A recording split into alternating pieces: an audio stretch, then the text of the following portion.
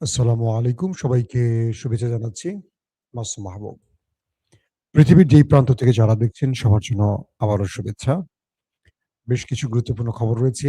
আসছে ২৪ থেকে ৪৮ ঘন্টা খুবই গুরুত্বপূর্ণ সময়। পাকিস্তানে আমেরিকার প্রতিনিধি দল এবং ইরানের প্রতিনিধি দল পা রেখেছে। পাশাপাশি পাকিস্তানের ধমকে কেঁপে উঠেছে এবার নেতা সাহেবের দেশ মানে ইসরায়েল। পাকিস্তান কি বলল আর ইসরায়েল কি বলল সেটা থাকবে আজকের আলোচনায়।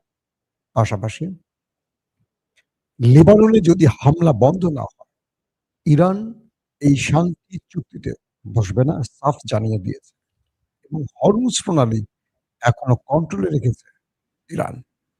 অন্যদিকে মার্কিন গণমাধ্যমগুলো ট্রাম্পের অসহায়তা প্রকাশ করেছে। বলছে পাকিস্তানকে দিয়ে কোন রকম ফেস সেভিং ঘটিয়েছে মার্কিন প্রেসিডেন্ট ডোনাল্ড ট্রাম্প। এই পর্যায়ে এসে বিজয় কার পকেটে গেছে, কোন দিকে যাচ্ছে বিশ্ব রাজনীতি, এই বিষয়গুলো আলোচনা এখন খুব সহজ হয়ে গেছে আমাদের জন্য। দর্শক, চলুন আমরা একটা, একটা করে আপনাদের সেই গুরুত্বপূর্ণ খবরগুলো দেবার চেষ্টা করছি। আপনারা যদি দেখতে এবং শুনতে পান ক্লিয়ার আমাকে একটু কমেন্ট করে জানাবেন। ইরানের প্রেসিডেন্ট মাসুদ পেজেশকিয়ান সহ একটি প্রতিনিধি দল পাকিস্তানে পা রেখেছে। তাদেরকে অভ্যর্থনা দিয়েছে পাকিস্তানের ফিল্ড মার্শাল আসিম মনির এবং প্রধানমন্ত্রী শাহবাজ। পাশাপাশি ইরানের আমেরিকার প্রতিনিধি দল আসার আগেই মার্কিন অ্যাম্বাসেডর যিনি পাকিস্তানে রয়েছেন, তিনি গুরুত্বপূর্ণভাবে মানে খুব জরুরিভাবে দেখা করেছেন পাকিস্তানের স্বরাষ্ট্রমন্ত্রী মহসিন নকভির সাথে। আমরা সেটি আপনাদের কালকে রাতে বলেছি। ইরান বলে দিয়েছে যে আমরা যে শান্তি আলোচনার জন্য এসেছি, এটি মূলত তখনই বাস্তবায়িত হবে যখন ইসরায়েল লেবাননে হামলা বন্ধ করবে। যদি তারা এই হামলা বন্ধ না করে তাহলে কোনো আলোচনা হবে না। আমরা পাকিস্তানে এসেছি, প্রয়োজনে চা খেয়ে চলে যাব। কিন্তু আলোচনা করব না যতক্ষণ না পর্যন্ত তারা লেবাননে হামলা বন্ধ না করে। বিভিন্ন গণমাধ্যমের সূত্রে জানা গেছে গত ২৪ ঘন্টায় লেবাননে হামলায় অর্ধশত নিরীহ মানুষ প্রাণ হারিয়েছে। ১৫০০ র মতো মানুষ হয়ে প্রিয় দর্শক, এখন যেই বিষয়গুলো সবচেয়ে বেশি গুরুত্ব পাচ্ছে যে এই শান্তি আলোচনাটি কতদূর যাবে? পাকিস্তানের প্রতিরক্ষা মন্ত্রী খাজা আসিফ ইসরায়েলকে উদ্দেশ্য করে তার বক্তব্য প্রকাশ করেছেন। তিনি এমনভাবে এই দেশটিকে চেপে ধরেছেন বা বলেছেন যে এরাই পুরো পৃথিবীতে শান্তি বিনষ্ট করছে। যখন দুটো দেশ শান্তি আলোচনার প্রস্তুতি নিচ্ছে, তখন নতুন করে এই অঞ্চলে যুদ্ধ ছড়িয়ে দিয়ে অশান্তি সৃষ্টি করছে সেই দেশটি। আরো অনেক কথা বলেছেন, আমি বলতে চাচ্ছি না। এর পরবর্তী ইসরায়েলের প্রধানমন্ত্রীর দফতর থেকে এটার ব্যাখ্যা দেয়া হয়েছে এবং তিনি বলেছেন যে পাকিস্তান এমন একটি কথা বলবে বা এটা বলবে এটা আমরা আশা করিনি।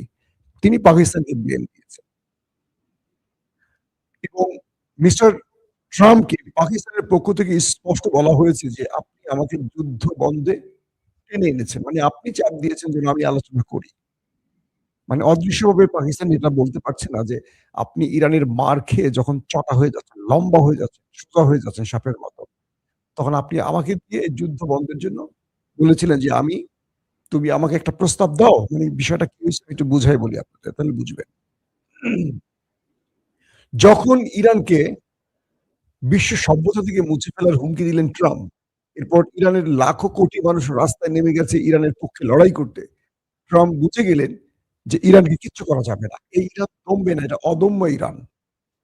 এটা ভয় পাওয়া ইরান নয়। তখন কি করবেন? তিনি পারমাণবিক মেরে ফাঁসির কাস্টে ঝুলবেন? তিনি চিন্তা করলেন কি করা যায়? তো আসিম মুনির এবং শাহবাজকে একটি ড্রাফট পাঠালেন। Pakistan's PM message on x আপনারা দেখেছেন ড্রাফট সব। এটা নিয়ে নিউ ইয়র্ক টাইমস এবং ফাইন্যান্সিয়াল টাইমস বেশ বড় করে খবর প্রচার করেছে। বলা হচ্ছে যে মার্কিন প্রেসিডেন্ট নিজে এই ড্রাফট তার অফিস থেকে লিখে শাহবাজ শরীফকে পাঠিয়েছেন। শাহবাজ শরীফ হুবহু তার এক্স এ পোস্ট করে দিয়েছেন। এর ১ ঘন্টার মধ্যে এটা ব্যাপক ভাইরাল হয়ে যায়। আমাকে একটা উদাহরণ দিয়ে বলি, জনাব তারেক রহমান আমাকে একটা পোস্ট করলেন। উনি বললেন, "মাসুম এটা প্রকাশ করো তোমার Facebook এ। মাসুম তুমি এটা প্রকাশ করো তোমার Facebook এ সহ আমি পোস্ট করে দিলাম।" বুঝছেন নি বিষয়টা? এরপরেই তো সবাই বুঝে গেছে যে এই পোস্টটা আমার না, এটা তারেক রহমানের। আমি জাস্ট একটা উদাহরণের জন্য বললাম আপনাদের। পরে এটাকে আবার এডিট করে ওই ১ম শিরোনামটি Trump Pakistan's PM prime minister message on X এই শব্দটুকু ফেলে দেয়া হয়েছে। তো এটি নিয়ে ফাইন্যান্সিয়াল টাইম এবং কি বলে নিউ ইয়র্ক টাইমস আরো বেশ কিছু গণমাধ্যম, এই গণমাধ্যমগুলোর বয়স জানেন? একটা ১৫০ বছর, একটা ২০০ বছর বয়স। আপনার আমার দাদার জন্মের আগের।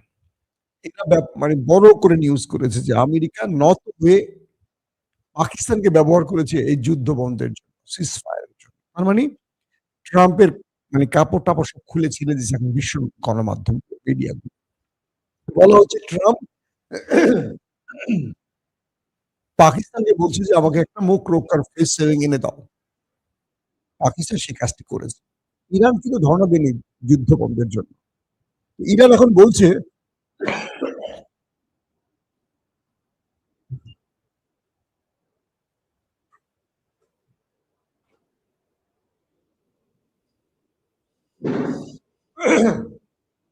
সরি দর্শক। তো এখন ইরান বলছে সুবিধা মতো যে যুদ্ধ বন্ধ তো তুমি চাইছো আমার দুয়ারে এসে। আমি তোমার কাছে চাই নাই। তুমি ধরনা দিছো পাকিস্তানের মাধ্যমে। এখন আমি যা বলব তোমাকে তাই করতে হবে। আর তুমি যদি যুদ্ধ চাও আমি যুদ্ধ করতে রাজি আছি। আমি লম্বা সময়ের জন্য যুদ্ধ করতে প্রস্তুত আছি। ইতিমধ্যে আপনারা ওই মুভিটি দেখেছেন কিনা আমি দেখাবো। এটার কপিরাইট আসে কিনা বুঝতেছি না। প্রয়োজন আছে অন্য ভিডিওতে। ইরানে যে পাইলট উদ্ধারের অপারেশনটি চালিয়েছিল আমেরিকা, এটা নিয়ে একটা এআই দিয়ে দুর্দান্ত মুভি বানিয়েছে ইরান। ওই মুভিটা দিয়ে পুরো কাপড় খুলে দিয়েছে আমেরিকার কমান্ডো বাহিনীর মার্কিন প্রেসিডেন্ট ট্রাম্পের। সেখানে দাবি করা হচ্ছে প্রচুর সংখ্যক সেনা মারা গেছে। শুধু তাই নয়, আজকে কুয়েতে থাকা একজন মার্কিন মেরিন সেনা একটি টেলিভিশনে ইন্টারভিউ দিয়েছে এবং তার মুখটাকে ডিফোকাস করে ব্লার করে রেখেছে। আমি নিজে দেখলাম বসে, বসে। সেখানে তাকে বলা হয়েছে যে, "আপনি যে আমাদের ক্যামেরার সামনে আসছেন একজন সেনা সদস্য, আপনার তো এটার জন্য শাস্তি হবে।" তখন বলছে যে, "এই শাস্তি মৃত্যুর চেয়ে শাস্তি মেনে নিতে আমি এটা প্রস্তুত আছি।" তিনি বলছেন, "ইরান আমাদের উপর যে মিসাইল এবং ড্রোন হিট করেছে, এগুলো বিশ্ব গণমাধ্যমে সেইভাবে আসতে দেয়নি আরব রাষ্ট্র এবং মার্কিন আ রাষ্ট্র ব্যবস্থা।" কি হয়েছে সেখানে? ইরানের ড্রোনে আমাদের শত, শত না হাজার, হাজার সেনা মারা গেছে। কে বলছে? আমেরিকানরা। ইরান যে দাবি করছে না আজকে ৬০০-৫০০ মেরেছি, এই তথ্যগুলো নাকি ঠিক। কে বলছে? মার্কিন সেনা সদস্য। বলছে যে আমাদেরকে এমন ধোলাই দিয়েছে, এমন মার দিয়েছে যে আমাদের হাত পা বেঁধে আমেরিকা ছেড়ে দিয়েছে। আমাদের রাডার সিস্টেম ধ্বংস। প্রতিরক্ষা ব্যবস্থা কাজ করছে না। আর ইরান এই ব্যবস্থাগুলো সব ধ্বংস করে দিয়ে আমাদেরকে চারদিক থেকে ড্রোন দিয়ে হিট করেছে। শত, শত ড্রোন হিট করেছে আমাদের উপর। কিচ্ছু নেই আমাদের। আমাদের প্রচুর সেনা মারা গেছে। কিন্তু আমেরিকা বলছে মাত্র ১৩ জন। সেনাই নাকি ৪ জন। এই সংখ্যাটাই তাদের সারা জীবন প্রকাশ করেছে। তিনি প্রশ্ন করছেন যে ইরান এতগুলো যে অ্যাটাক করেছে, সে অ্যাটাক গুলো কোথায় গেড়েছে? আমাদের একটা বেস ঠিক নেই। এই বেস গুলো যখন সব ধ্বংস হয়ে গেছে, তাই বেজে থাকা সেনা সদস্যরা কোথায় গেছে? উপরে তিনি দায়িত্ব নিয়ে বলছেন যে, "আমি জানি এটার জন্য আমার অনেক বড় শাস্তি হবে।" যদিও তিনি মুখটাকে অন্ধকার করে ডিফোকাস এ রেখে টেলিভিশনে ইন্টারভিউ দিয়েছেন। বলছেন, "ইরান আমাদের উপর যে অ্যাটাক গুলো করেছে এটা ভয়াবহ মাত্রায় করেছে। কিন্তু আমেরিকা এটা প্রচার করেনি। আরব রাষ্ট্র এটা প্রচার করেনি। আমাদের সেনারা প্রচুর প্রাণ হারিয়েছে, প্রচুর। তারা দিক-বিদিক ছুটোছুটি করেছে, পালিয়ে যাওয়ার চেষ্টা করেছে। এখন আমরা বাধ্য হয়ে আসছি। কারণ সেনাবাহিনীর মনোনীতি ভেঙে পড়েছে। সেনাবাহিনীর ভেতর থেকে এসব ভেঙে পড়েছে। ইরানের সাথে লড়াই করতে গিয়ে মার্কিন সেনাবাহিনী, নেভাল, এয়ারফোর্স তাদের সবার মনোবল ভেঙে গেছে। কে বলছে? মার্কিন সদস্য। বুঝতে পারছেন? ইরান কেন ট্রাম্পকে এই যুদ্ধবিরতিতে বাধ্য করেছে? কি ধলাইটা দিছে? হয়তো আমরা গণমাধ্যমে সেই বিষয়গুলো দেখছি না। ২ নম্বর বিষয়, ট্রাম্প লেবাননের হামলা বন্ধে নেতানিয়াহুকে ফোন করেছেন। বলছেন যে, "তুমি লেবাননে হামলা বন্ধ করো মিস্টার নেতানিয়াহু। কারণ ইরান এখানে আক্রমণ চালালে বিরতির যে আমাদের আলোচনা, শান্তি চুক্তি এখানে বসবে না। তারা প্রয়োজনে আরো ৬ মাস যুদ্ধ করতে চায়। আমাদের তো প্রস্তুতি নাই। একটু সময় লাগবে।" নেতানিয়াহু বলতেছে, "ট্রাম্প, এটা কেমন কথা? আমি একটা সুযোগ পেয়েছি, ইরান এখন যুদ্ধবিরতিতে যাবে। আমি একটু লেবাননকে দুর্বল করে তার কিছু ভূমি-টুমি দখল করব ফিলিস্তিনের মতো।" বলছে, "এটা সম্ভব না। আমি ন্যাটোর সাথে কথা বলছি, ন্যাটো সাপোর্ট দিচ্ছে না। আমি ন্যাটোকে হুমকি দিছি যে ভেঙে ফেলবো, ন্যাটোর সাথে আমি থাকবো না। ন্যাটো তাতেও রাজি। ন্যাটো আমাকে কোন সাহায্য করবে না। ইউরোপ আমাকে সাহায্য করবে না। আমি কার মাধ্যমে করব? এক ইরান মাইরা আমাকে সোজা করে ফেলছে। আমি ওকে জাহান্নামে বানাবো, পাথরের যুগে পাঠাবো, সভ্যতা ধ্বংস করব। হুঁশিয়ারি দেওয়ার পরে ও আরো বেশি রেডি আমাকে মারার জন্য। ওকে আর ভয় দেখায় লাভ হচ্ছে না। কম তো মারি নাই ওদেরকে। তুমি একটু সীমিত করো, লেবাননে হামলা বন্ধ করো। যুদ্ধবিরতিটা ঘটায়, নতুবা ইরান হরমুজ খুলবে না। এরা খুব ঘাউরা জাতি। এরা কথা শুনছে না। এদেরকে কথা শুনাইতে পারতেছি না। এরা তো আমার ডরাচ্ছে না। ট্রাম্প বলছে যে ইরানের জন্য আজকে আমেরিকানরাই আমারে মানতেছে না। আজকে আমাকে পাকিস্তান বলতেছে যে, "তুমি আমাকে ১০ টা চুক্তি দিয়া তুমি আবার অস্বীকার করলা কেন যে লেবাননে হামলা বন্ধের জন্য ইরান কোন চুক্তি করেনি?" ইরানের প্রেসিডেন্ট মাসুদ পেজেশকিয়ান প্রকাশ্যে মাঠে নেমে বলেছে, "যতক্ষণ লেবাননে হামলা চলবে কোন আলোচনা হবে না।" তারা পাকিস্তানে গেছে। পাকিস্তান তাদেরকে আজকে বীরত্বপূর্ণ সংবর্ধনা দিয়েছে। যেই বিমানটিতে করে ইরানের প্রতিনিধি দল মাসুদ পেজেশকিয়ান সহ যে প্রতিনিধি দল আসছে, তাদেরকে ইরান থেকে গর্ডন করে নিরাপত্তা দিয়ে পাকিস্তানের ফাইটার জেট নিয়ে আসছে। সেই ফিল্মি স্টাইলে। চারদিক থেকে পাকিস্তানের ফাইটার জেট, মাঝখানে ইরানের প্রতিনিধি দলের বিমান। পাকিস্তান বলছে যে, "ইসরায়েল, তোমার যদি সাহস থাকে একটা মারো আমাকে।" মানে পাকিস্তানে যদি হিট করে পাকিস্তান সরাসরি যুদ্ধে জড়ায় যাবে। আর কারো দিকে তাকানোর সময় থাকবে না। এটা তো একটা ভিনগ্রহের জাতি। যতই এরা সৌদি কিংবা আরবের কি বলে আমেরিকার পাচ্ছে পাচ্চিপুক। তারপরও এরা কিছু জায়গায় এদের শক্ত জায়গা আছে। নরেন্দ্র মোদির অবস্থা খুব খারাপ। তিনি এখন মানসিকভাবে বিপর্যস্ত। কারণ আমেরিকা ইরানের এই যুদ্ধ বন্ধে মূল মধ্যস্থতা করছে এখন পাকিস্তান। মূল মূল ফরমেটে, মূল ফোকাসে এখন পাকিস্তান। এটা নরেন্দ্র মোদির জন্য খুবই টেনশনের খবর, খুব মনোবেদনার খবর শুরু হয়ে গেছে। দর্শক, বলা হচ্ছে আরবের যেটা দিয়ে শুরু করলাম, কাতারের কুয়েতের যেই সোলজার বললেন কথাগুলো, তিনি বললেন যে আরবের ভেতরে কি পরিমাণ ক্ষয়ক্ষতি হয়েছে ইরানের অ্যাটাকে, এটা কেউ প্রচার করছে না। ইরানও ঠিকমতো করছে না। ইরান প্রতিশোধ নিয়েছে ব্যাপক আকারে। ইরান তার নিজের নিহতের সংখ্যাটা ঠিকমতো বলছে। কিন্তু আমাদেরটা যা বলছে আর আমাদের সরকার আরো কমিয়ে বলছে। এই অবস্থায় আমেরিকানরা আর যুদ্ধ করতে চায় না। ট্রাম্প যদি আবার যুদ্ধ ছড়িয়ে দেয়, এবার পুরো সিস্টেম মানে সেনাবাহিনীর মনোবল পুরোটাই ভেঙে পড়বে।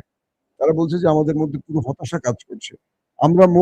তারা বলছে যে আমরা মরছি কিন্তু প্রকাশ্যে বলতে পারছি না। এমন মৃত্যু কেন হবে আমাদের?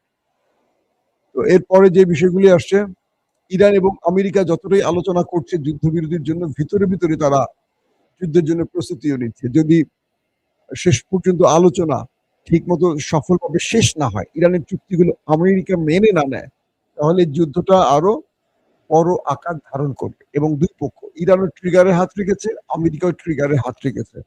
আর এই আলোচনা যেন ভেস্তে যায়, সবচেয়ে বেশি চাচ্ছে ইসরায়েল। কারণ ইসরায়েল নেতানিয়াহু পুরোপুরি লুজার হয়ে গেছেন। এখান থেকে তিনি কিছু পান নাই। তাই লেবাননে কিছু নিরীহ মানুষ মারলেন। তো এটা তার মূল ব্যর্থতার জায়গা। আরেকটি বিষয় হলো যে আ দখলদারদের একটি ড্রোন ঢুকেছিল আপনার ইরানের ভেতরে। হরমুজ সিরিজের হারমেস 900 এটাকে ইরান ভূপাতিত করে মাটিতে ফেলে দিয়েছে। অর্থাৎ ইরান এখন যে অ্যাগ্রেসিভ পজিশনে আছে, এটি এখন সবাইকে একটু অবাক করছে। আরেকটি বিষয় হলো যে আ কি বলবো আপনার ট্রাম্প এবং নেতানিয়াহুর মধ্যে যে আলোচনাগুলো হয়েছে, সে আলোচনাগুলো অনেকগুলো গণমাধ্যমে উঠে এসছে। আমি গণমাধ্যমগুলো দেখছি, আমার স্ক্রিনের সামনে দেখা যাচ্ছে এবং হরমুজ প্রণালীতে কিছু জাহাজ এসছিল, এগুলোকে ইরান ফেরত দিয়েছে। বলছে আলোচনার আগে কেউ এখান থেকে মুভ করতে পারবে না। তোমরা তোমাদের বাড়ির দিকে যাও। আর এখন একটা চমৎকার বিষয় আছে সেটা হলো ইরান বলছে যে আমাদের সাথে যে আলোচনাটি আমেরিকার চলবে এটার জন্য একটা ভালো গ্রান্টার থাকতে হবে। শুধু গ্রান্টার নয়, এটাকে যেকোনোভাবে আমেরিকাকে মেনে চলতে হবে।